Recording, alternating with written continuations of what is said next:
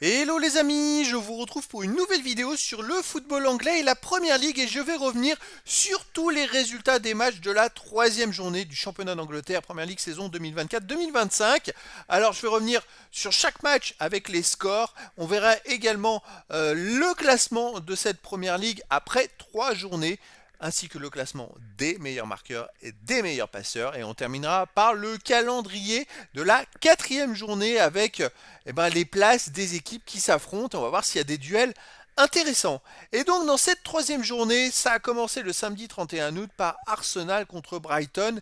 Et il y a eu match nul, un but partout entre les deux équipes qui étaient invaincues jusqu'à présent, qui avaient gagné leurs deux premiers matchs. Et donc finalement, les deux équipes se sont séparées sur un match nul. Ensuite, il y a eu Brentford qui a battu Southampton 3 buts à 1. Bournemouth a gagné à Everton 3 buts à 2. Ipswich, Fulham 1 partout. Ensuite, Leicester recevait Aston Villa. Aston Villa l'a emporté 2 buts à 1. Une victoire précieuse à l'extérieur pour Aston Villa pour rester dans le haut du classement. Nottingham Forest Wolverhampton 1 partout.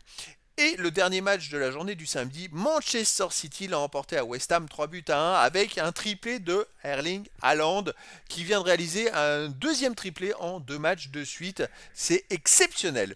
Le dimanche 1er septembre, il y avait Chelsea contre Crystal Palace, un but partout. Newcastle a battu Tottenham 2 buts à 1 et Liverpool l'a emporté à Manchester United 3 buts à 0 dans un match finalement à sens unique qui aurait même pu avoir plus de buts. Un match assez étonnant, Casemiro est sorti à la mi-temps, il y a eu pas mal d'embrouilles côté Manchester United. Ça va être compliqué, je ne sais pas ce qui se passe côté Manchester United, mais alors leur début de saison est complètement raté. Alors au classement les amis, on a tout simplement deux équipes qui se détachent en tête. Manchester City et Liverpool qui ont 3 victoires en 3 matchs, 2 buts marqués, 2 buts encaissés, plus 7 de différence de but pour City. Liverpool, 7 buts marqués, aucun but encaissé, plus 7 également de différence de but. Alors je rappelle que Manchester City est le champion en titre et Liverpool le dauphin de la dernière saison. Puis après on a troisième ex-aequo, Brighton et Arsenal avec 7 points. Donc voilà, puis Newcastle aussi 7 points. Après sixième Brentford, Aston Villa avec 6 points. Huitième Bournemouth, Nottingham Forest 5 points.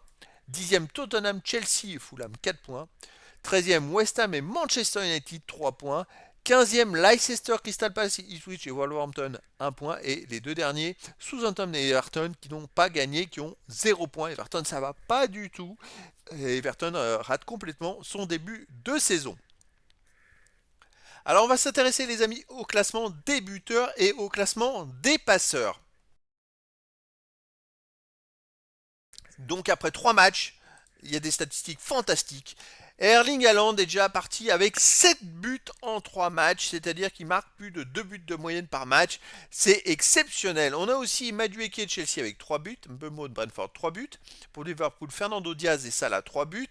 Il y a déjà quand même 5 joueurs qui ont marqué 3 buts, soit un but, au moins 3 buts, c'est-à-dire un but par match. Après 2 buts, il y a plein de joueurs, Duran, Onana pour Aston Villa, Semenyo de Bournemouth. Bref, il y a beaucoup de buts dans le championnat anglais, beaucoup de spectacles. Côté des passeurs décisifs, le meilleur passeur c'est Cole Palmer de Chelsea avec 4. Après on a Saka d'Arsenal 3, Salah de Liverpool 3. Salah franchement il réalise un début de saison fantastique. Liverpool a marqué 7 buts en 3 matchs. Il en a marqué 3 et il en a fait 3 passes décisives. Il est exceptionnel, il est sur 6 buts en 3 journées. Il est un peu comme Erling Haaland sauf que lui il fait aussi les passes décisives et participe grandement à la victoire de son équipe. Alors on va s'intéresser au calendrier de la prochaine journée les amis. Ça sera le samedi 14 septembre et dimanche 15 septembre. Et donc le premier match, le samedi 14 septembre, on a un Southampton contre Manchester United à 13h30. Alors Southampton c'est le 19e du classement, ils n'ont pas gagné, ils ont 0 points pour l'instant. Manchester United qui est 14e, qui rate un peu son début de championnat. Mais c'est vrai qu'avec la victoire à 3 points ça peut aller très vite. Manchester doit se rattraper, Southampton doit gagner des points pour la première fois. À 16h, il y aura plusieurs matchs. Il y a Manchester City contre Brentford. Alors City c'est le premier, hein. Contre Brentford, le sixième qui a fait 2 victoires et une défaite. Donc un bon adversaire, ça va être un match intéressant. Puis après on a Crystal Palace Leicester. Crystal Palace 16e contre Leicester 15e. Deux équipes qui n'ont pris qu'un point et qui ont besoin de prendre des points. Liverpool Nottingham Forest à la même heure. Donc Liverpool le premier ex-aequo avec Manchester City contre Nottingham Forest le 9e. Fulham West Ham. Donc c'est tout simplement le 12e qui reçoit tout simplement le 13e. Alors deux équipes qui sont à peu près dans le ventre mou du classement.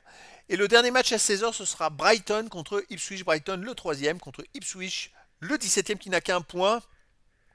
Ce serait peut-être l'occasion aussi pour Brighton, franchement, d'aller prendre encore des points pour titiller les meilleurs. Ils ont fait un partout à Arsenal. Arsenal était réduit à 10, mais ils ont dominé le match. Ils auraient presque mérité la victoire Brighton. Arsenal, c'est la surprise de début de saison et ça joue très très bien. Samedi 14 septembre, il y aura aussi Aston Villa Everton à 18h30. Aston Villa, c'est le 7e contre Everton, le dernier qui n'a toujours pas marqué de points. Pour Aston Villa, c'est l'occasion de pouvoir rester dans le haut du classement. Et à 21h, on a un Bournemouth contre Chelsea. Alors, Chelsea, c'est vrai qu'ils ont fait un énorme carton à l'extérieur 6-2 à la dernière journée, mais ils ont marqué que 3 points. Ils ont que 4 points pardon, en championnat. Bournemouth, ils sont 8e avec 5 points. Donc, Chelsea, est-ce que c'est l'occasion d'aller grapper des points pour remonter dans la première partie du classement? Et la suite de cette quatrième journée, ce sera dimanche 15 septembre avec Tottenham-Arsenal, l'énorme duel à 15h. Tottenham le 10e qui reçoit Arsenal le 4e. C'est peut-être l'occasion pour Tottenham d'essayer de revenir vers les premiers parce qu'ils ont un peu de retard. Et ensuite, le dernier match de la journée, ce sera Wolverhampton contre Newcastle à 17h30. Wolverhampton, le 18e avec un point, qui reçoit Newcastle, le 5e qui a 7 points, qui est dans le haut du classement. Voilà. Donc il va y avoir quand même pas mal de matchs à surveiller, surtout à suivre. City contre Brentford, un match de haut classement. Liverpool, est-ce qu'ils vont continuer leur avancée contre Nottingham Forest? Il y a aussi un Brighton Ipswich. Et puis un Tottenham Arsenal le dimanche, ce qui vaudra le détour.